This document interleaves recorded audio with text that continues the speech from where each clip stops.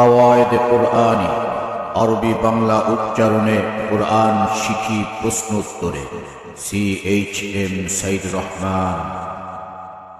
সা বলতে যেমন 4 নম্বর মাখরাজ জিহ্বার আগা সামনের উপরের 2 দাঁতের আগার সাথে লাগাইয়া সা উচ্চারিত হয়।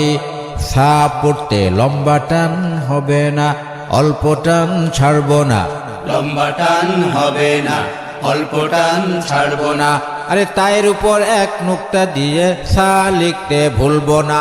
তায়ের উপর 1 নুক্তা দিয়ে সা লিখতে ভুলব না। তায়ের উপর 1 নুক্তা দিয়ে সা লিখতে ভুলব না।